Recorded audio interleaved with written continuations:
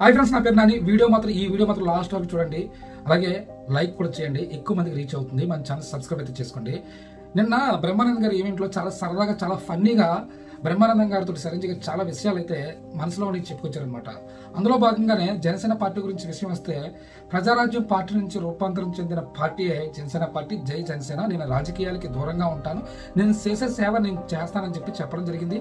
అలాగే నా తర్వాత రామ్ చరణ్ తర్వాత నా వారసత్వం కంటిన్యూ అవ్వడానికి ఒక బాబు కూడా ఉంటే బాగుంటుంది, నెక్స్ట్ రామ్ చరణ్ కూడా అది వస్తే బాగుంటుందని చెప్పేసి బ్రహ్మానందం గారు చెబుతూ ఉంటే దాన్ని కంటిన్యూ చేస్తూ చిరంజీవి గారు మాట్లాడారు. దీనికి కొంతమంది యూట్యూబ్ ఛానల్స్, పేటిఎం ఛానల్స్ వాళ్ళు ఏం మాట్లాడుతున్నారండి? ఏం మాట్లాడుతున్నారు మీరు? ఇంట్లోనూ అన్ని పాపాలు చేస్తే ఆడపిల్లలు పుడతారని చెప్పేసి మీరు మాట్లాడుతున్నారు. మీ ఇంట్లో మీ అక్క లేదా, చెల్లి లేదా, లేదంటే మీ అమ్మగారు అమ్మాయి కదా, లేడీసే కదా వాళ్ళు కూడా. అంటే వాళ్ళ అమ్మగారు ఏమన్నా తప్పులు పాపాలు చేశారా? పాపాలు చేస్తేనే లేడీస్ ఎందుకు పుడతారా? మీకు బుర్ర ఏం పనిచేస్తుందా లేదా? ఆయన చెప్తుంది ఏంటి ఫ్లోలో?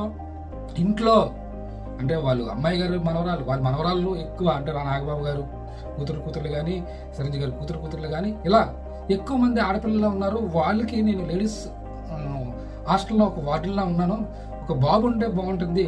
ఎవరికైనా ఆశ ఉంటుంది కదరా, ఎవరికైనా ఆశ ఉంటుంది కదా. ఒకసారి పాప పుట్టిన తర్వాత బాబు పుట్టాలనే ఆలోచన ఎవరికైనా ఉంటుంది.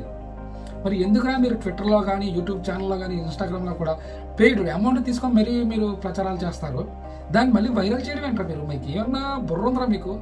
పవన్ కళ్యాణ్ గారు ఎలా సేవ చేస్తున్నారు ప్రజెంట్ రాష్ట్రంలోనూ, అలాగే మెగాస్టార్ చిరంజీవి గారు ఎలాంటి కార్యక్రమాలు చేశారు? మీ ఇంట్లో సొమ్ము ఏమైనా తీసుకెళ్ళిపోయారా? ఎందుకురా మీరు ఇలా మాట్లాడుతున్నారు? మీ ఇంట్లో సొమ్ము అయినా తీసుకెళ్లారా? లేదంటే బంగారు కంచంలో పుట్టాడు రామ్ చరణ్ గారు. పుట్టేసరికి చిరంజీవి గారు ఒక లెవెల్ అనమాట, బాగా హైప్లో ఉన్నారు. ఎక్కడా కూడా తగ్గదే లేదు. రామ్ చరణ్ గారు పుట్టేసరికి మంచి హిట్ సినిమాలు. ఆయన ఈరోజు కాలుకు చెప్పులు లేకుండా స్వామ్మాలేసి నేను నువ్వు అంటే అలాగ రోడ్ల మీద తిరిగాంరా. మొత్తం అన్నీ తెలుసు మనకి, మన పరిస్థితి ఏంటో మనకు కూడా తెలుసు. బంగారం లాంటి ఏంటి అలాంటి పుట్టికాయింది. కనీసం కాలు కింద పడితే 10 మంది ఉంటారా? అలాంటిది మన కల్చరు, అంటే సిటీలో అఫీషియల్గా బ్రతుకుతున్న వ్యక్తి. ఆయనకి ఏ కష్టం ఉండదు, కానీ కాలుకి చెప్పులు లేకుండా ఉంటాడు, సింపుల్గా ఉంటాడు. ఆయన వ్యక్తిత్వం రామ్ చరణ్ అలాంటి వ్యక్తిరా. ఏం మాట్లాడుతున్నారా మీరు? రామ్ చరణ్కి బాబు పుడితే పాపాలు చేయలేనట్ట, ఆ పాప పుడితే పాపాలు చేస్తున్నట్ట.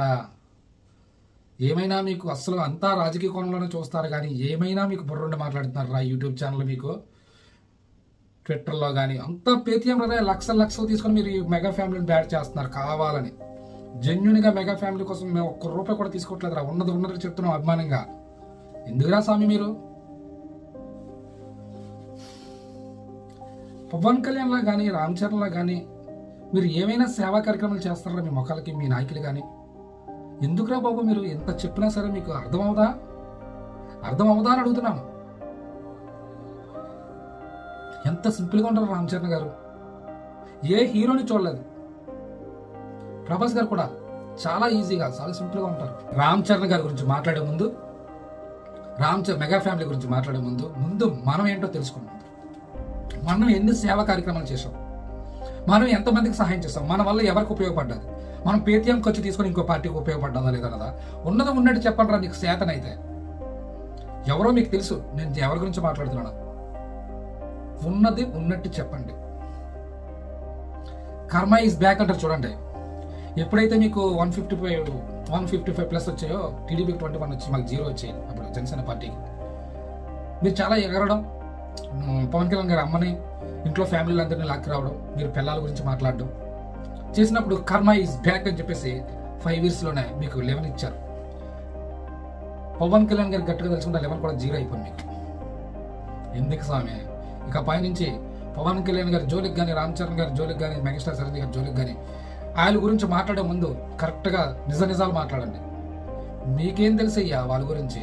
చేసే కార్యక్రమాలు చూస్తున్నాను ఇప్పటికే చూసి. ఏ ఫంక్షన్లో కూడా రామ్ చరణ్ గారు ఒక్క వార్డు కూడా మాట్లాడండి అంటే రాంగ్గా మాట్లాడిన చూడలేదు. పవన్ కళ్యాణ్ గారు అంటే అభిమానం, యాక్చువల్గా అల్లు అర్జున్ గారు అభిమానం, కానీ పవన్ కళ్యాణ్ గారు అంటే అభిమానం. ఈయన అంటే రాజకీయం కోసమే ఎక్కడైనా ఇలాంటి మాట్లాడుతున్నారా, రాజకీయం కోసమే ఇలా మాలయ్యే వయసు వెళ్తున్నారా అని చెప్పేసి గెలిచిన తర్వాత కూడా చాలా వీడియోలు చూశాను, చాలా ఎక్కువ ట్రై చేశాను. ఎక్కడైనా పవన్ కళ్యాణ్ గారు ఏమైనా ఎక్కడా లేదండి. ఈ రోజు కూడా అన్ని దేవాలయాలకు కూడా వెళ్తున్నారు. ఎలక్షన్ అయిపోయింది, పోనీ ఓట్ల కోసం అనుకోవడానికి. మాట్లాడే ముందు కరెక్ట్గా మాట్లాడండి. మిమ్మల్ని మేము విమర్శించట్లేదు. ప్రతిపక్షంలో ఉన్న వాళ్ళు ఎవరైనా సరే తప్పు లేదు అధికారంలోకి రావాలనుకోవడం, కానీ ఉన్నది ఉన్నట్టు మాట్లాడండి. ఎందుకంటే చిరంజీవి గారు ఏం చేశారా మీకు? బ్రహ్మానంద్ గారి ఫంక్షన్లోనూ ఆయన ఏదో ఆయన మనసులో ఉన్న చెప్తే జై జనసేన అనేందుకు ఆవిడ వచ్చేస్తుంది, శ్యామల. ఆ శ్యామల గారు వచ్చేస్తారు. నెక్స్ట్ ఒక పక్కన ఒక డాక్టర్ ఎవడో వస్తాడు, ఆడెవడో ఆడి పేరు ఏదో కుమార్ ఏదో కానీ ఆడొచ్చేస్తాడు. దయచేసి నమస్కారం రా బాబు మీకు. ఇక పని నుంచి మాట్లాడే ముందు జాగ్రత్తగా మాట్లాడండి. మెగా ఫ్యామిలీ గురించి మాట్లాడే ముందు